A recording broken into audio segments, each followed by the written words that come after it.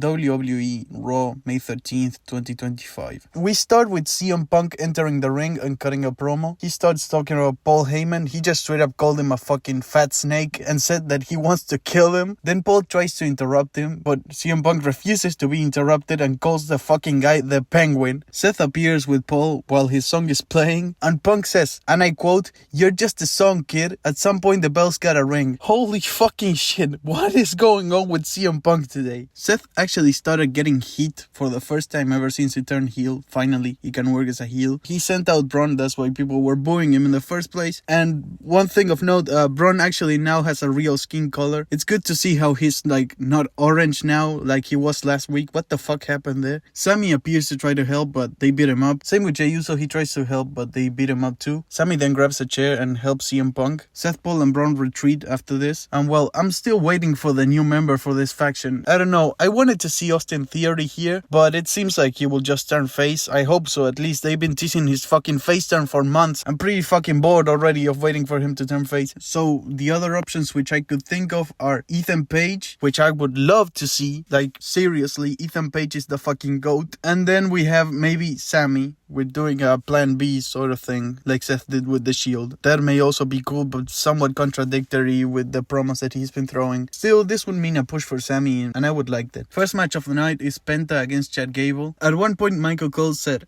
and I quote, "Apparently, El Grande is on a tour in Mexico, which is interesting because he's Chad Gable and Chad Gable is here right now." Michael Cole, honestly, he's so fucking funny with this shit. Well, as for the match, Penta looked tired. I don't know if he was selling that on purpose or if he actually was tired. But yeah, it may be possible that this was actually just a bad match because it was just boring. At one point, Penta tried to fucking crossbody the air outside of the ring like nothing. And Chad Gable just headbutted him in the air and said, "Lucha Libre sucks." I don't know, man. I think that is kind of disrespectful to your buddy El Grande Americano, dude. You've been a friend of his ever since he debuted and you're just disrespecting him like that, dude. What the fuck are you doing? The match ended where Penta did a Canadian Destroyer from the top rope to Chad.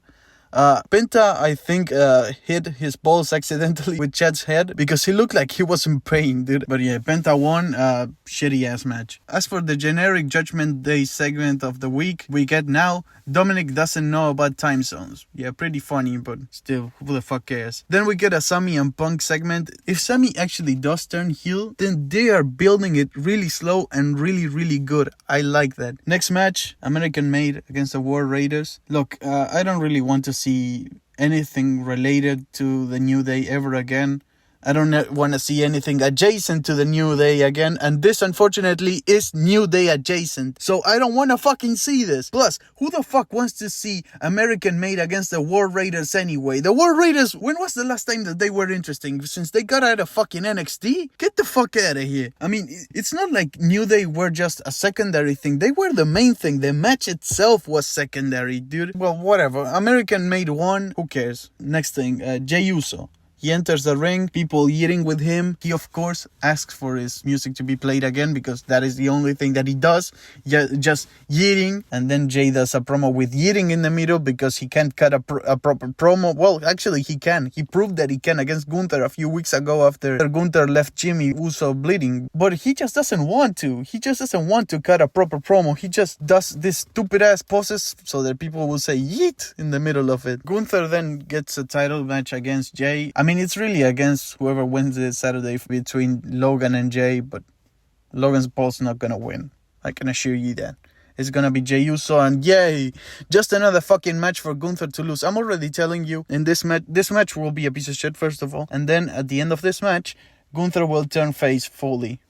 Wow, who the fuck cares? You should have done that at WrestleMania. Get a tribute to Sabu then. I was thinking of Sabu a few days ago. For some reason, the fact that he was still wrestling. I had heard that he was still wrestling like 2 years ago, and I thought of him for no reason. I thought of how he could be so old and still wrestling, but I couldn't even possibly imagine that he was still doing all these extreme matches. Genuinely, dude, fucking tragic that we lost this man. Rest in peace, Sabu. You'll never be forgotten.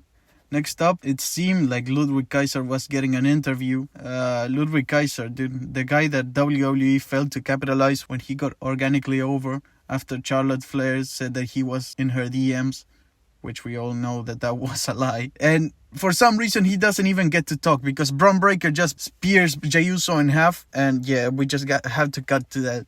I don't know what they're doing with Ludwig Kaiser, dude. He's just doing nothing. The following match was AJ Styles against Finn Balor. Now, imagine this. You're in 2016 and they tell you Finn Balor and AJ Styles are about to have a match. What would you think? You would think, wow, dude, this is like a WrestleMania match.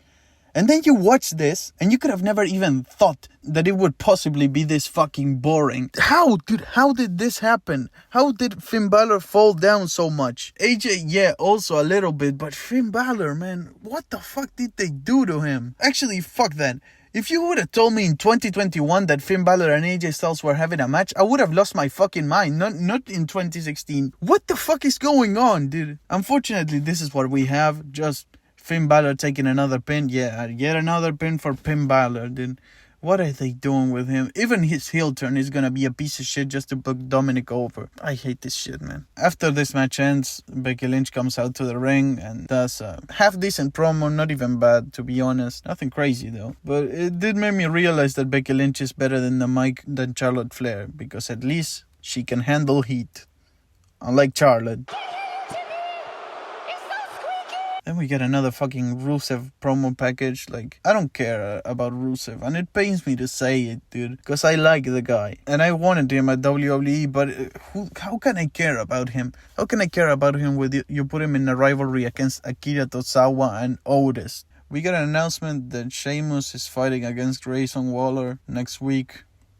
Wouldn't want to miss that for nothing. And finally, for the main event, we have Io Sky and Rhea Ripley against Giulia and Roxanne Perez. Fucking bullshit, boring ass match. This match featured 4 incredibly talented women, 4 generationally talented women, but let's not pretend like this was good. And also, why the fuck are Roxanne Perez and Giulia now jobbers? Who the fuck decided that? Why did they come up from the main roster in the first place, dude? They still had a place in NXT, especially Giulia. Maybe Roxanne, you could have had a debut now and join Seth's faction. That would have been interesting. Instead, we have her in a shitty ass team, which makes no sense, which already broke up, by the way. I just remembered that. So why the fuck did this thing happen? Again, with Giulia should have stayed at NXT for like another year. And when you actually wanted to make her debut, he should have debuted with Stephanie Baker, maybe as a tag team or whatever, as faces both. Like, that would have been cool as fuck. But no, yeah. I guess that we needed just some women to job against the main eventers. If this team actually stays around, which I doubt, they will be jobbing against Liv and Raquel in less than a month. I'm just sure of that. I don't even need evidence to say that. I just know it.